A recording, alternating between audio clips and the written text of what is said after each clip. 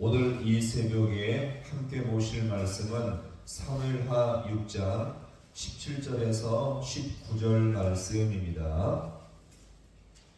사무엘하 6장 17절에서 19절 말씀을 한 절씩 교도하겠습니다.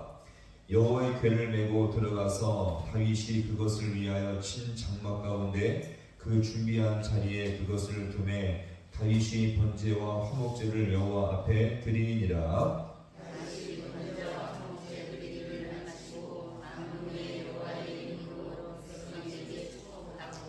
19절 말씀을 함께 봅니다. 모든 백성 곧 온 이스라엘 무리에게 남녀를 막론하고 떡 한 개와 고기 한 조각과 건포도 떡 한 덩이씩 나누어 주매 모든 백성이 각기 집으로 돌아가니라. 아멘. 할렐루야. 오늘 이 새벽도 주님의 도우심과 인도하심이 있기를 간절히 소망합니다. 다윗이 하나님의 법궤를 자기 성으로 옮기는 일은 한 번의 큰 아픔과 고통이 있었지만 영적으로 회개하고 난 뒤에 이 다윗은요 하나님의 법궤를 드디어 기쁨과 감격 속에서 옮기게 되었습니다. 이것은 다윗에게 감당할 수 없는 큰 기쁨이었는데 이 기쁨과 감격 속에서 이 다윗은요 자발적인 모습 속에서 춤까지 추게 된 것이었죠. 자, 그런데 믿음이 없고 이방 우상을 따랐던 미갈은 이 기쁨의 대열에 함께 참여하지 않고 혼자 떨어져서 궁속에 있었고요.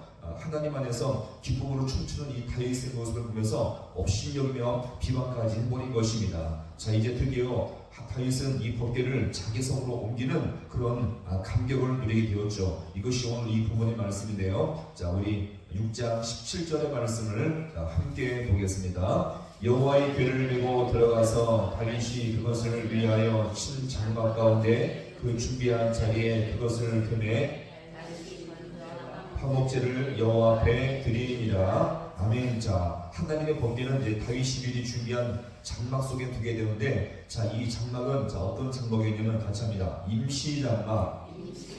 자, 나중에 다윗의 아들 솔로몬이 성전을 짓게 되는데 그때까지 임시로 만든 장막이었습니다. 비록 임시적으로 만든 곳이라 할지라도 이 법궤를 든 곳이므로 성막에 지성소와 같이 거룩하고 아주 정결한 곳이었죠. 자, 바로 이 장면이 문맥적으로 아주 중요한 장면입니다. 왜일까요? 그동안 이스라엘 이 나라는 분열과 혼란, 갈등과 고통들이 끊임없이 있었죠. 사울의 불신앙의 타락, 그 다음에 사울과 다윗과의 갈등 이후로 사울 왕조와 다윗 왕조의 끊임없는 갈등과 싸움, 그야말로 하나님의 백성 국가였지만 끊임없이 분열과 전쟁과 혼란과 갈등이 계속적으로 이어지게 된 것입니다. 그런데요, 정말 오랜만에 모든 나라의 갈등과 분열들이 다 사라지며 드디어 안정이 찾아오게 된 것입니다. 자, 그 증거가 무엇일까요? 하나님의 법궤가 원래 있었던 그 자리에 다시 놓여지게 된 것입니다. 하나님의 법궤가요, 이 지성소에 있다는 것은 무엇을 말합니까? 드디어 하나님의 본격적인 통치가 시작되게 되었다는 것입니다. 자, 같이 합니다. 하나님의 통치.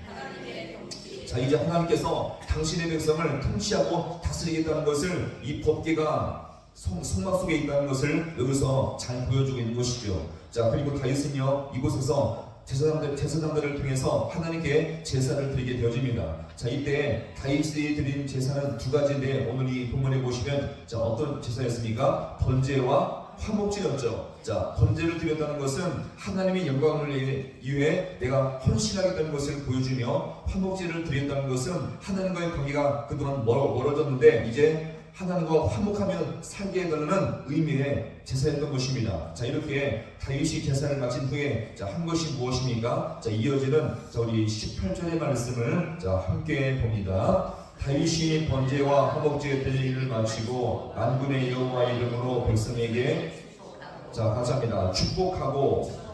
자, 다윗이 백성들을 축복했는데 여기서 볼 것은요, 이 축복권은 아무리 다윗이 왕이라 할지라도 왕의 권한이 아니었죠. 자, 그러면 이것은 무엇을 통해서 한 것입니까? 하나님께 제사를 섬기는 누구를 통해서요? 제사장을 통해서 이 모든 것이 부어지게 된 것입니다. 자, 그들을 통해서 모든 백성들이 하나님의 은혜에 살도록 이 다윗이 신적으로 복을 구하게 된 것입니다. 자, 이렇게 백성들을 축복한 후에 자, 마지막으로 한 것이 무엇입니까? 자, 우리 마지막 19절의 말씀을 자, 함께 보겠습니다. 모든 백성 곧 이스라엘 무리에게 남녀를 막론하고 떡 한 개와 고기 한 조각과 건포도 떡 한 덩이씩 나누어 주매 모든 백성이 각기 집으로 아멘. 자, 이 백성들이 제사 후에 남은 음식들로 먹고 자, 집으로 돌아가게 된 것이었죠. 자, 이렇게 함께 제사한 후에 먹고 마시는 제사가 어떤 제사였죠? 화목제였습니다. 자, 여기서도 화목제사를 드린 후에 함께 참여한 모든 백성들이 음식을 나누어 먹게 된 것입니다. 자, 이것은 무엇을 말합니까? 이제 다시 하나님과 화목하게 되었고 하나님과 연합되었다는 것을 여기서 말하고 있죠. 자, 그럼 오늘 법궤를 성막의 중심으로 옮긴 후에 자, 다윗이 드린 이 제사의 의미는 자, 무엇일까요? 너무나 중요합니다. 보세요. 하나님의 법궤가 다시 제자리를 찾아보로 말미암아 드디어 하나님의 통치와 다스림이 회복되었다는 것입니다. 화목제를 통해서 하나님과 화목되어서 이제 하나님과 함께 하시는 나라가 되었다는 것을 여기서 우리가 볼 수가 있는 것입니다. 자, 그러면 성도에게 있어서 자, 성도가 영적으로 회복되었다는 것은 무엇을 말합니까?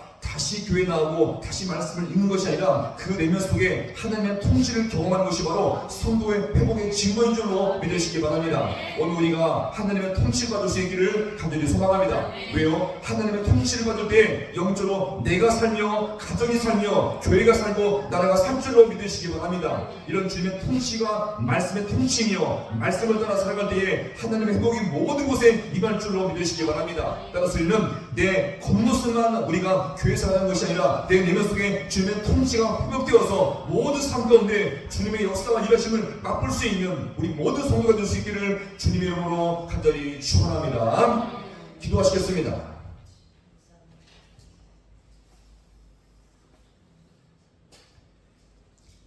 하나님 아버지, 오늘 이 새벽도 주님께서 우리에게 말씀을 통해서 우리 모든 인생을 인도하시니 너무나 아버지여 감사드립니다.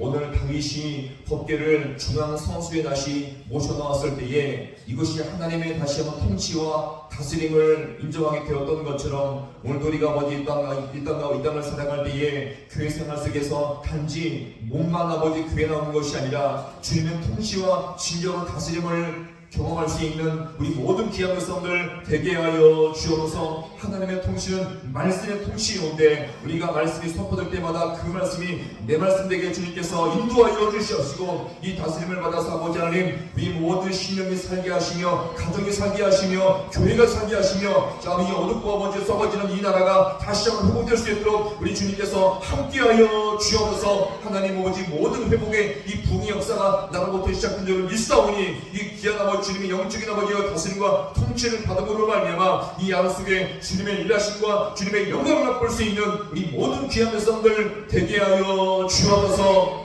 모든 것 주님 앞에 간절히 바라보나오며 예수님의 이름으로 기도하옵나이다. 아멘.